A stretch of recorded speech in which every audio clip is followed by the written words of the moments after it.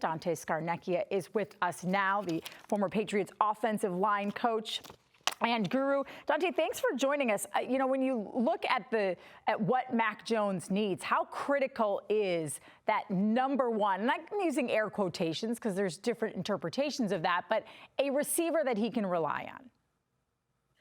Well, I think that all quarterbacks want that guy, and they exist. They are out there. They exist across the league, and everyone looks for that type of guy. And I mentioned three names, and obviously Julian, obviously Wes, and to a degree Danny Amendola. I could add a fourth in there, and Troy Brown. I mean, he was the original guy in all that group. But those are go-to guys. They're first down guys. I remember, Jerry Callahan, called Wes Welker at one time a first down machine, and that's what he was. A guy that when you needed it, you sent him across the middle and gave him the ball, or you sent him across the middle and he stopped and went back the other way, and you gave him the ball there. And they're just guys that keep the chains moving. And and I don't get me wrong, I'm not trying to disparage anybody.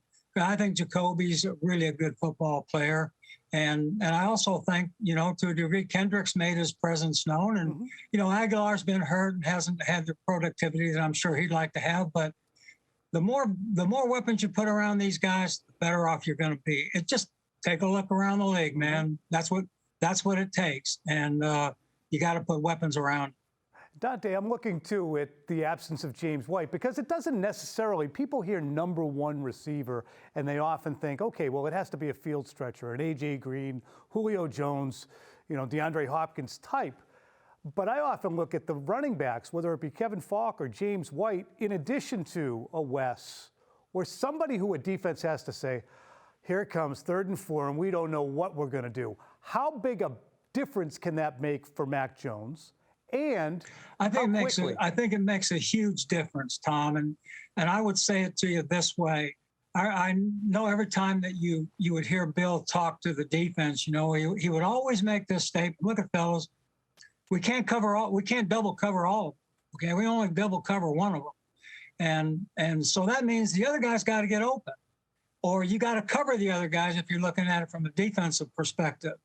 But I really believe this is that the more weapons you have out there for those guys, and you just alluded to James White, or to a degree Brandon Bolden this year, and you give those guys the ball, and all of a sudden it becomes more problematic. Is the guy, or are the guys that are covering those guys, are they good enough to stay up with them? And if they're not, then you got a chance, to really, make things happen. James White in Super Bowl against Atlanta, I mean, what do you have, 17 catches or whatever it was? Something ridiculous, I know. Couldn't keep up with them. But if this guy's not open, that guy's open. So it's all that. The more you put around them, the better shot you got. Dante, you said to Karen Grugian that, they don't have that kind of guy right now, and they don't want to hear that, but it's the truth. Why might they not want to hear that? I have to imagine Bill Belichick is looking at this and going, I got to get me another guy.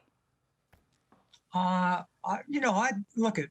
will say this about Bill and the staff. They're going to spend all next week going over everybody on the roster, and they're going to get coaches' evaluations, and they're going to look at the grades from those guys over the course of 18 games this year. They're going to say, hey, this is what they are. This is what they can do for us. This is what they can do to help us win or not. So all that's going to be evaluated, and then they're going to look at it and they're going to say, what do we really need? What are our needs here? That's exactly what they did last year. And they're going to look for those needs, and they're going to try to fill those needs and try to make this team a better team. That's all going to start next week for them. And so it's a process that they go through every year, and it's something that they're going to start on next week. Dante, the fashion in which they lost on Saturday night and the 1-4 close to the season, in a weird way, can that actually help the team in terms of, hey, it removes some ambiguity as to what the problems were? It really shines a light on whether it's slow starts, whether it's slowness on defense, or whether it's a lack of weapons. Can it be a positive to have that happen, at least for 2022? It's as painful as it is right now for everyone, and I mean everyone. It's something that you just look at and you say, okay, maybe we are a little bit deficient here. Maybe we do need to ensure that we, upgrade our roster in these areas and put these weapons around Mac and try to let this guy, give this guy a little bit better opportunity to be more successful. So all that's going to come into play, and that's what they do. And they've done it that way for years and years and years. They did it last year, obviously, tried to upgrade the roster, and then to a degree they did. These are guys in the coaching staff and personnel department and players, but the coaching staff in particular, that you spend 80, 90 hours a week with. But you've moved on. Ernie Adams moved on this past year. In the last 2 years, it's a lot of institutional knowledge. Ivan Fears may be moving on too. How hard is it for a young staff that's coming up and still in its first decade, many of them in coaching, to find their voice when there's such a dominant personality as Bill at the top? I mean, you guys all have to work together and have your voices heard. Is it important for those guys to be titled, have names, to have no ambiguity who's in charge and who's calling the shots? I think that everybody is going to be given a voice that's sitting at the table. Everybody that sits around that table and goes through those evaluations, I think they owe the head coach one thing, and that's the truth. Okay, exactly as you see it. I think this guy's really good. I don't think this guy's very good. And you got to speak the truth, and you got to tell them exactly how you feel. And I think that's what you owe the head coach, and that's what the whole staff owes the head coach and each other. Because you look at it and you just say, if you're not speaking the truth, then how are you ever going to make sure that that you take the steps that are necessary to get this thing right? And I know they'll do that. It doesn't matter. You have to be in the league 40 years to speak, to say what you feel. And I think that the guys that they have around there have been around long enough to know that, hey, I gotta speak the truth here. And I gotta say, this guy's a guy that we really should covet. We should keep around here if we possibly can, or not. Dante, if you were sitting at that table, what would you say to Bill Belichick? What would you want to see different on this team next year? Well, for me personally, I handle the positions that I coach, okay? And, those 5 guys from 1, and it actually includes their backups and everything, 1 to 10, 1 to 11, how many ever guys you got. But I'm going to speak from a point that comes from, the positions that I coach. However, as we got together as an offensive staff, and we've always done this, what are our needs going forward? And you put those needs down, and you present them to the head coach around that table, and you let it all hang out, and you say it from your heart. And believe me, we've always done that. Now look it's one thing to say, you want all these guys and all these guys and all these guys.